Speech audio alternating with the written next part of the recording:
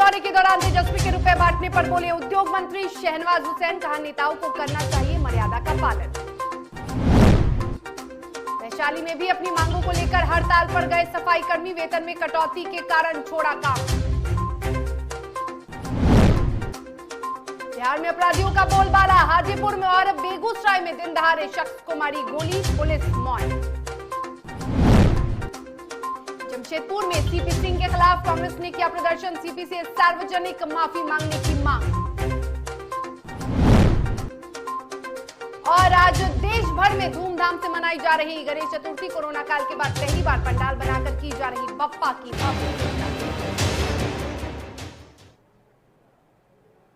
नमस्कार, आप देख रहे हैं डीटीवी भारत, आपके साथ मैं हूं शर्मिला चौहान। खबरों की शुरुआत करेंगे, सबसे पहले बात करेंगे बड़ी खबर की। बड़ी खबर वैशाली से, जहां जिले के महनार नगर परिषद के सफाई कर्मी अपनी मांगों को लेकर अचानक हड़ताल पर चले गए हैं। सफाई कर्मियों के हड़ताल पर जाने के कारण नगर में सफाई की व्यवस्था ठप हो चुकी है, जगह जगह कचरे का ढेर जमा हो गया है। बता दें कि हड़ताल के कारण पूरी सफाई व्यवस्था ठप हो चुकी है। सफाई कर्मियों का कहना है कि सफाई का जिम्मा वो लेते हैं, लेकिन उनके वेतन में कटौती की जाती है। तो वहीं बिहार की राजधानी पटना में भी निगम के सफाई कर्मी हड़ताल पर हैं और आज उनके हड़ताल का चौथा दिन है। लगातार बिहार के कई हिस्सों में सफाई कर्मी हड़ताल पर जा रहे हैं। और ऐसे में आपको बता दें कि वैशाली और पटना दो जगहों में सफाई कर्मी हड़ताल पर जा चुके हैं। एक तरफ बीमारी का खतरा तो दूसरी तरफ जगह जगह पर कूड़े का ढेर पड़ा हुआ है। कूड़ों के अंबार की वजह से गंदगी फैली हुई है और ये गंदगी बीमारियों को आमंत्रित कर रही है। सफाई कर्मियों की सरकार नहीं सुन रही है और सफाई कर्मी अपनी मांगों को पूरी करने को लेकर लगातार हड़ताल कर रहे हैं।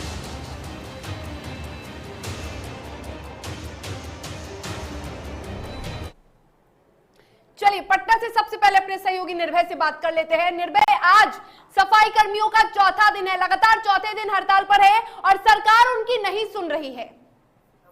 बिल्कुल शर्मिला, साफ तौर पर देख सकते हैं कि आज 4 दिन हो गए और 4 दिनों से लगातार हड़ताल जारी है और ऐसे में सरकार अब सुन नहीं रही है और वो अपनी मांगों को लेकर लगातार जो सफाई कर्मी है वो अड़े हुए हैं। और उसका सबसे ज्यादा असर अगर देखेंगे तो राजधानी पटना के कई ऐसे चौक चौराहे हैं जहां पर कचरा का अंबार पड़ चुका है। और अब अगर हालातों को देखेंगी तो साफ जाहिर तौर पर अब जहां एक तरफ प्रदेश में बीमारी, चाहे वो बुखार की बात करें या फिर अन्य डायरिया और डायबिटीज जैसे कई बीमारियां जो हो रही हैं लोगों को, तो वो एक अलग परेशानी का सबब बना हुआ है। लेकिन दूसरी तरफ अब कचरे का अंबार भी एक नई समस्या पैदा कर रहा है। जिस तरीके से कचरों के ढेर से अब दुर्गंध निकल रहे हैं तो ये लोगों के लिए परेशानी का कारण बना हुआ है। लेकिन सरकार की अगर बात करें तो सरकार की तरफ से अब तक जो सफाई कर्मी हैं उनको मनाने की ऐसी कोई कोशिश भी नहीं दिखी है।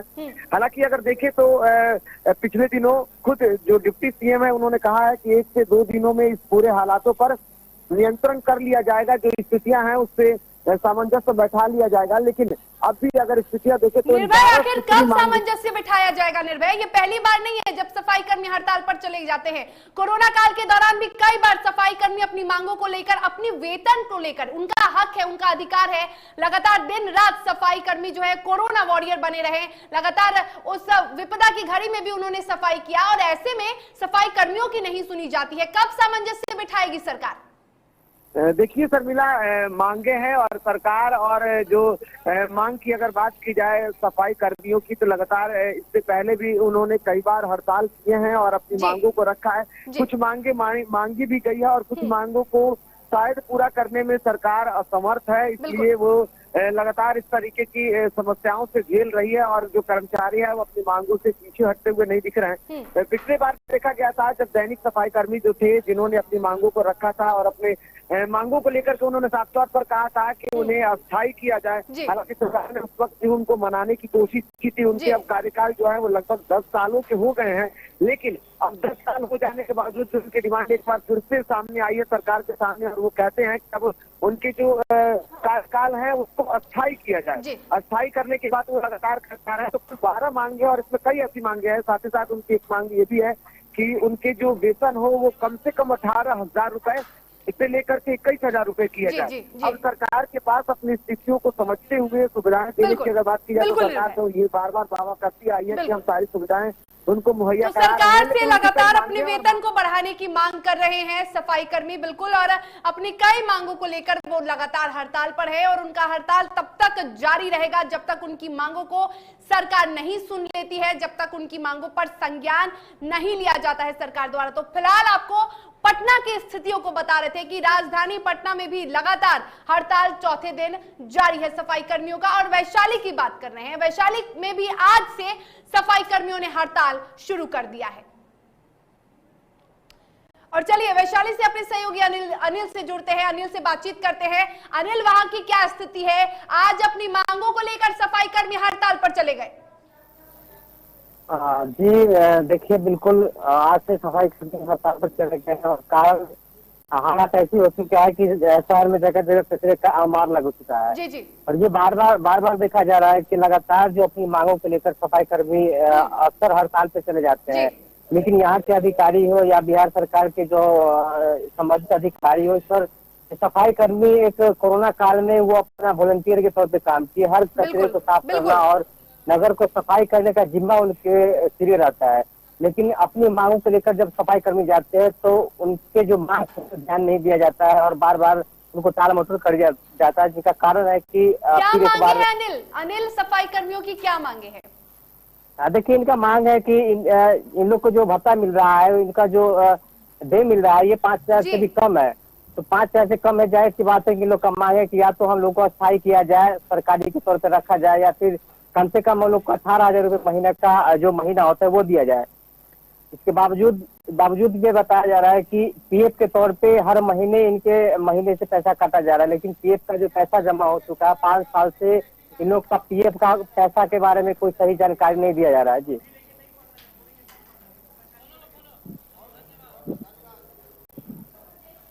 बिल्कुल अनिल, तो वैशाली की तस्वीर है। वैशाली में भी लगातार हड़ताल पर आज चले गए हैं सफाई कर्मी और आज से उनका हड़ताल शुरू हुआ है। सफाई कर्मी की यही मांग है कि जो उनकी वेतन है उस पे कटौती क्यों की जा रही है। वो सफाई कर्मी जो कोरोना वॉरियर बने रहे, वो सफाई कर्मी जो गंदगी से हमें, बीमारियों से हमें बचाते रहे, और आज वही मजबूर है, वही विवश है और सरकार उनकी नहीं सुन रही है। तमाम जानकारी के लिए हमारे साथ जुड़ने के लिए, बातचीत करने के लिए बहुत शुक्रिया अनिल।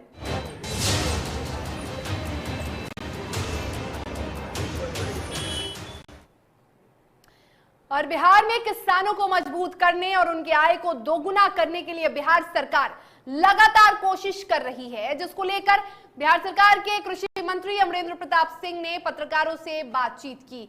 इस दौरान कृषि मंत्री ने कहा कि किसानों के सहयोग के लिए सभी प्रखंडों में ई किसान भवन तैयार किया जा रहा है, जहां से किसानों को हर सुविधा मिलेगी और इसके साथ ही किसान से जुड़े सभी योजनाओं की जानकारी भी उन्हें दी जाएगी।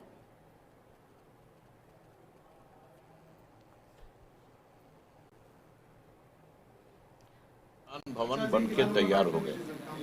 सिर्फ 89 नहीं, 79 अभी बनने के क्रम में है और निर्माण जारी है। 534 प्रखंड हैं। 534 प्रखंडों के मुख्यालय पर ई किसान भवन होंगे, जिसमें 455 ई किसान भवन बन गए 534 में। चलिए बात कर लेते हैं बेगूसराय की, जहां भगवानपुर क्षेत्र के सूरजपुरा में स्कूल बच्चों से भरा बोलेरो बाढ़ के पानी में पलट गया, जिससे स्थानीय लोगों की तत्परता से 9 बच्चों को तो बाहर निकाल लिया गया और इस घटना के बाद से इलाके में हड़कंप मच गया। हालांकि अब तक किसी के भी हताहत की खबर नहीं मिली है। बोलेरो में करीब दर्जन भर से अधिक बच्चे सवार थे, जिसमें आधे से अधिक बच्चों को ग्रामीणों ने रेस्क्यू कर निकाल लिया है, तो वहीं कुछ बच्चों की गाड़ी में फंसे होने की खबर है, जिसे निकालने में लगातार लोग जुटे हुए हैं, उनका रेस्क्यू जारी है। चलिए इस पर अधिक जानकारी के लिए बेगूसराय से हमारे सहयोगी जिवेश फोन लाइन पे जुड़े हुए हैं। जिवेश, कुछ बच्चों के अब भी फंसे होने की खबर सामने आ रही थी, क्या कुछ अपडेट है? रेस्क्यू कर कितने बच्चों को निकाला गया है? जी मैं बता दूं कि तकरीबन सुबह 8 बजे में घटना घटी थी। स्कूल वाहन जो थी जो जा रही थी स्कूल के लिए बच्चों को लेकर, तभी अचानक जो बाढ़ की पानी है तो उसमें सड़क में हल्का सा भरा रहा था, जिसके बाद वो गाड़ी अचानक पलट गई अनबैलेंस हो गए, जिसके कारण जो है सो तकरीबन जो है सो आधा दर्जनों से ऊपर बच्चे पानी में विलीन हो गए। किसी तरह ग्रामीणों की सूझबूझ के, स्थानीय सूझ के कारण जो है 12 बच्चे को वहाँ से किसी तरह निकाल लिया गया, जिसमें 9 बच्चे अपने 3 बच्चे अभी भी उसमें लापता है। अभी जीवेश, अभी 3 बच्चे लापता हैं। उन बच्चों का अब तक कोई पता नहीं चल पाया है। अभी तक कोई बच्चे का पूरे दूर से नहीं आया है। बच्चे की छानबीन अभी जलकर के द्वारा की जा रही है। बिल्कुल, तो अब भी 3 बच्चे फंसे हुए हैं। अब तक का अपडेट यही है इस खबर में कि अब तक 3 बच्चों की तलाश जारी है। 3 बच्चों का रेस्क्यू किया जा रहा है। स्कूली बच्चों से भरा वाहन पलट गया बाढ़ की पानी में और उसमें कई बच्चों को निकाला गया, लेकिन 3 बच्चे अब भी लापता बताए जा रहे हैं और तीनों बच्चों का रेस्क्यू जारी है। पल पल की अपडेट लेते रहिए जीवेश।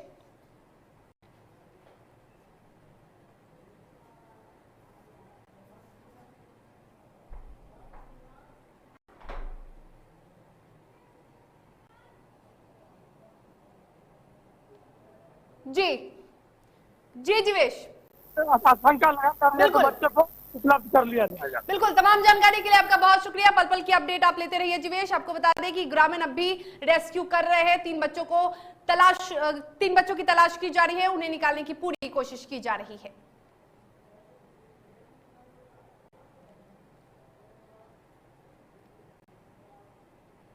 चलिए इस वक्त की बड़ी खबर से आपको रूबरू करवा देते हैं। बड़ी खबर, जहां लोजपा सांसद चिराग पासवान कल नीतीश कुमार से मिल सकते हैं। शनिवार को सीएम नीतीश कुमार से चिराग की मुलाकात हो सकती है। कल दोपहर के बाद मुख्यमंत्री नीतीश कुमार से मिल सकते हैं चिराग पासवान। बता दें कि मुख्यमंत्री से मिलने का वक्त चिराग ने मांगा था और आखिरकार शनिवार को मुलाकात का वक्त मिल गया है। लोजपा के सूत्रों का बड़ा दावा सामने आ रहा है, जहां चिराग पासवान की मुलाकात शनिवार को नीतीश कुमार से हो सकती है। बिहार के मुख्यमंत्री से नीतीश कुमार से मुलाकात कर सकते हैं लोजपा सांसद चिराग पासवान।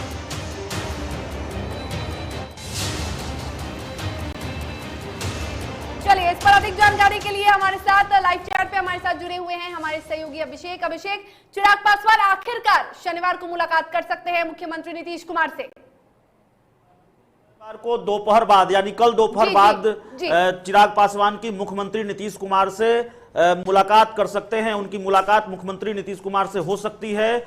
फिलहाल यही जानकारी हमारे पास आ रही है। लोक जनशक्ति पार्टी के कुछ नेताओं से जो हमारी बात हुई है, सूत्रों के हवाले से जो जानकारी हमने इकट्ठा की है, अंदर खाने से जो हमने जानकारी इकट्ठा की है अपने दर्शकों के लिए, वो जानकारी यही है। क्योंकि चिराग पासवान बार बार ये कह रहे थे कि मुख्यमंत्री नीतीश कुमार उनको मिलने का वक्त नहीं दे रहे हैं।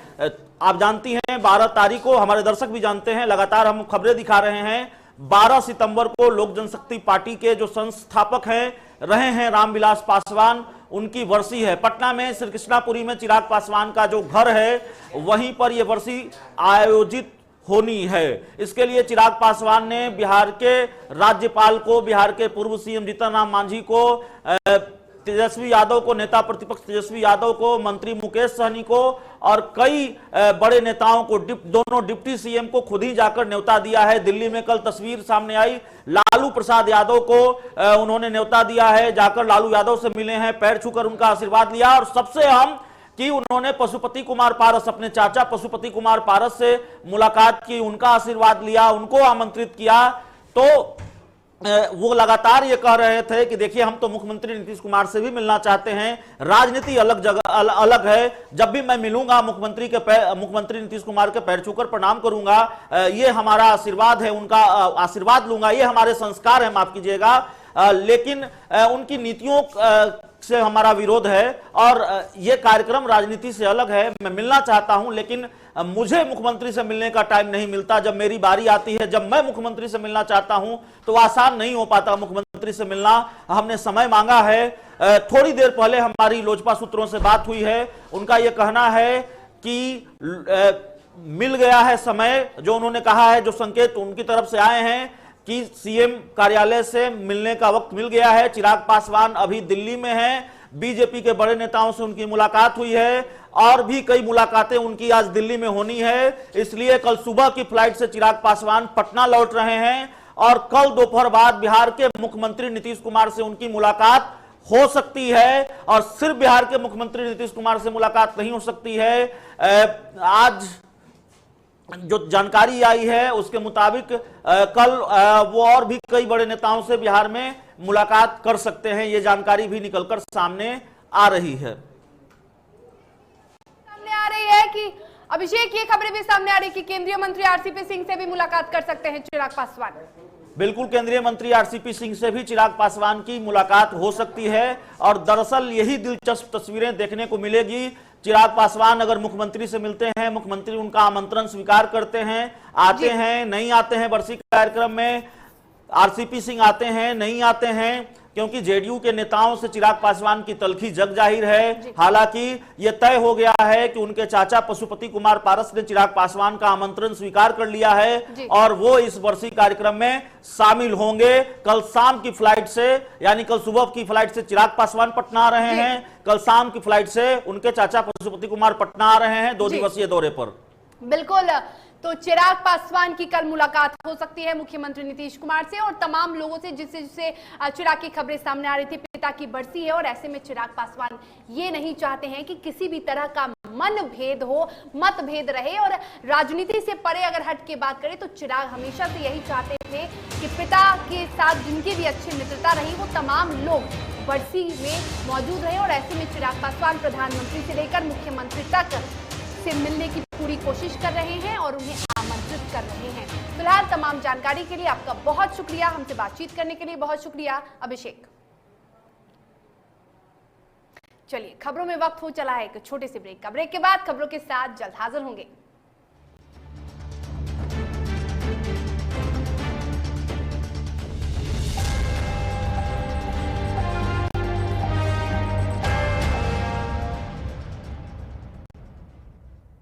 Elite institute. अगर आपके अंदर चाह है तो एलीट आपकी राह है। आईआईटी हो या मेडिकल, आप चाहते हैं अपने आप को उत्कृष्ट दिखाना, आप चाहते हैं खुद को आईआईटीएन के रूप में दिखना या मेडिकल के क्षेत्र में आगे बढ़ना, तो एलीट आपके लिए बहुत बड़ी ताकत के साथ आपके सामने है। आइए, खुलिए, बढ़िए, पहुंचिए। Elite institute.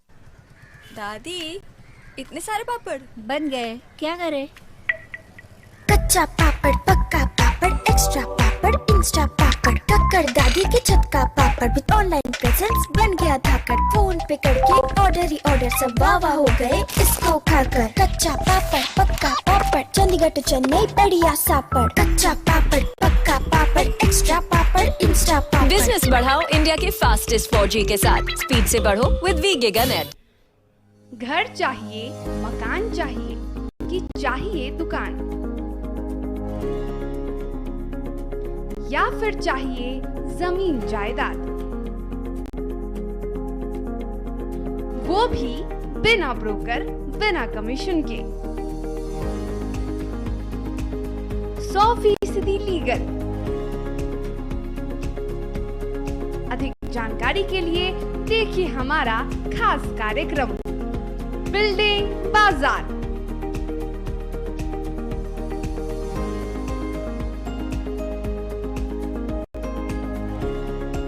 Finance expert engineer Madan Gupta के साथ सिर्फ DTV भारत पर, शनिवार और रविवार रात 8:30 बजे।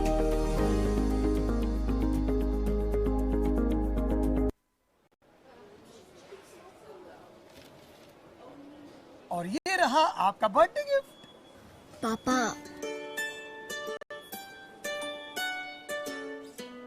बेटा ये कैसा है?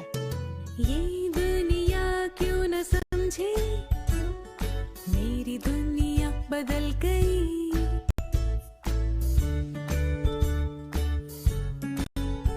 और ये देखो पीयू,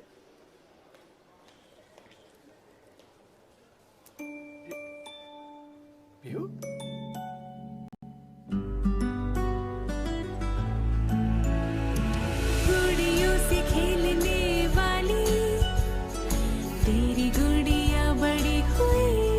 बच्चे कब बड़े हो जाते हैं पता ही नहीं चलता।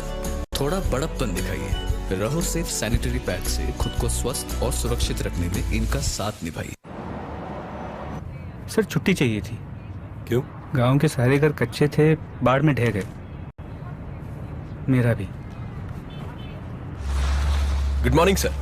देखिए, बुनियाद भी पक्की, आपका नया घर भी पक्का, सालों साल चलेगा सर। ठीक है, ले लो छुट्टी।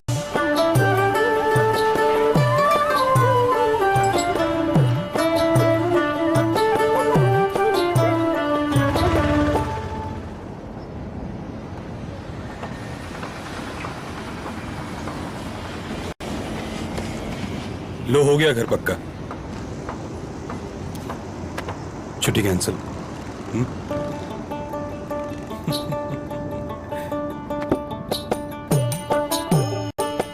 सच्ची खुशी वही होती है जिसकी बुनियाद दूसरों की खुशी में हो।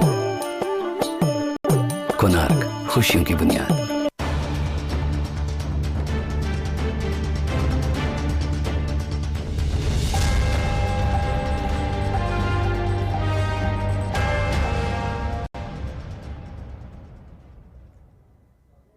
ब्रेक के बाद एक बार फिर से आप सभी का स्वागत है। खबरों में आगे बढ़ेंगे, बात करेंगे मुजफ्फरपुर की, जहां सदर अस्पताल में एक किशोरी की मौत के बाद परिजनों ने जमकर बवाल काटा। परिजनों की माने तो किशोरी ने तड़प तड़प कर दम तोड़ दिया, लेकिन कोई डॉक्टर या नर्स उसे देखने नहीं आए।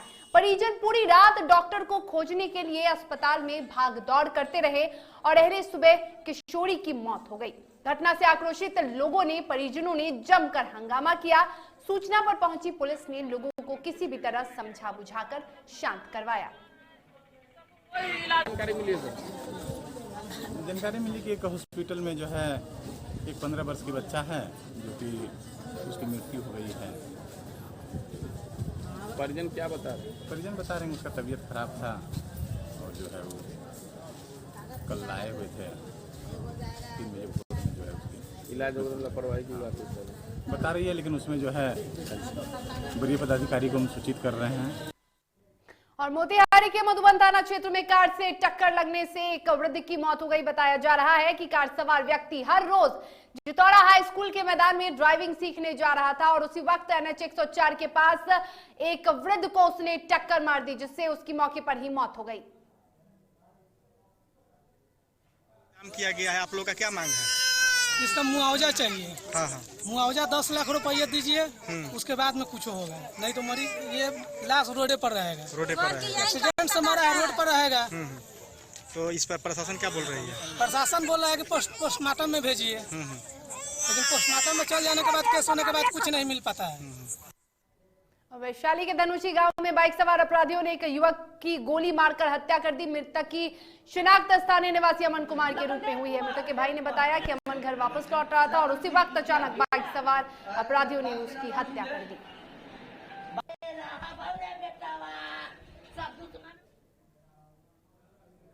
और बेगूसराय के राजेंद्र नगर गाची टोला में एक पूर्व प्राचार्य के घर में अपराधियों ने लूटपाट की घटना को अंजाम दिया और इस दौरान लूट का विरोध करने पर अपराधियों ने युवक को भी गोली मारकर उसे घायल कर दिया। मौके से सभी लुटेरे फरार हो गए। घटना की सूचना मिलने पर पुलिस मामले की जांच में जुटी है। ये घटना लगभग 2:45 बजे की है। हम तो जाग गए थे, तीज पर्व की तैयारी करनी थी और ये लोग अपने परिवार के साथ सोया हुआ था कमरे में। नीचे सीढ़ी का ताला तोड़ के वो ऊपर चढ़ा और कुछ पैसा वैसा निकाला। अलमारी खुला हुआ था, हम लोग ठीक से चेक भी नहीं कर पाए क्या ले गया नहीं ले गया, और एक गोली लगी तो हमारी बहू हल्ला कर रही थी।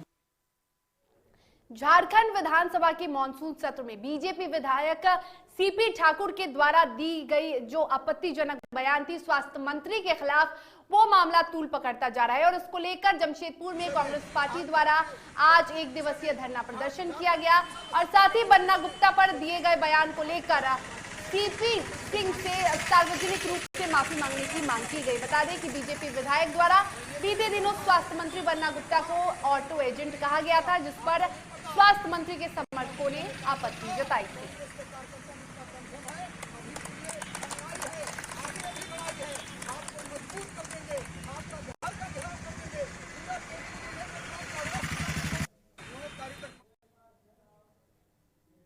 2 दिन पहले जमशेदपुर के मानगो थाना से 200 मीटर की दूरी पर स्थित बड़ा हनुमान मंदिर में हुई चोरी की घटना का जायजा लेने जमशेदपुर पश्चिम के विधायक रहे सरयू राय पहुंचे, जहां सरयू राय ने मंदिर परिसर में चोरी की घटना पर गहरी नाराजगी जताई। आपको बता दें कि सरयू राय वर्तमान में जमशेदपुर पूर्वी के विधायक है। घटना की जानकारी मिलने के बाद सरयू राय मंदिर में चोरी की घटना का जायजा लेने पहुंचे। चोर या तो अनजान होंगे इससे या निर्भीक होंगे। पुलिस के पास मामला है, सीसीटीवी खंगाल के जरूर कार्रवाई करेंगे लोग। और हम लोग तो सभी आदमी कुछ मांगने के लिए, अपनी रक्षा के लिए हनुमान जी की शरण में आते हैं। अब यहीं पर अगर लोगों ने कुछ खुराफात कर दिया तो जरूर लगता है मुझे कि दैवी शक्ति के माध्यम से वो पकड़े जाए। बातचीत हुई है, क्या कहा लोगों ने बताया मुझे, जो पुजारी हैं उन्होंने बताया कैसे कैसे क्या हुआ है। चोर या तो अनजान हो। और सरायकेला के चौनल थाना अंतर्गत NH 33 पर तेज रफ्तार की चपेट में आने से एक महिला की मौत हो गई। बता दें कि मोटरसाइकिल सवार पुरुष और महिला गंभीर रूप से घायल हो गए। वहीं स्थानीय लोगों ने घटना की जानकारी पुलिस को दे दी है।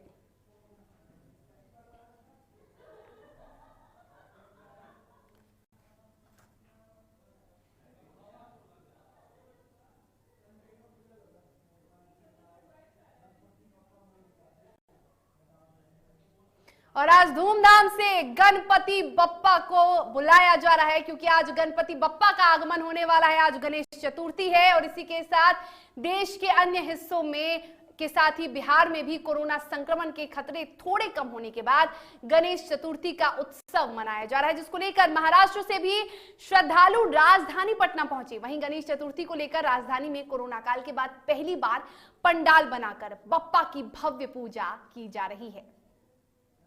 कोरोना काल की वजह से कई सालों से मंदिर में पूजा नहीं हो रही है, कई जगह पर पंडाल नहीं बनाए गए। दुर्गा पूजा में भी बीते साल पंडाल नहीं बनाया गया, लेकिन इस बार जब कोविड का संक्रमण कम हुआ है तो देखने गणेश चतुर्थी मनाई जा रही है। पटना में भव्य तरीके से मनाई जा रही है। हालांकि सोशल डिस्टेंसिंग का पालन ज़रूर किया जा रहा है। पिछले 60 साल से यहाँ पर गणेश चतुर्थी मनाई जा रही है। तमाम जो महाराष्ट्रियन हैं वो यहाँ आते हैं, तमाम लोग आते हैं देखने के गणपति बप्पा की जो मूर्ति लगाई गई है।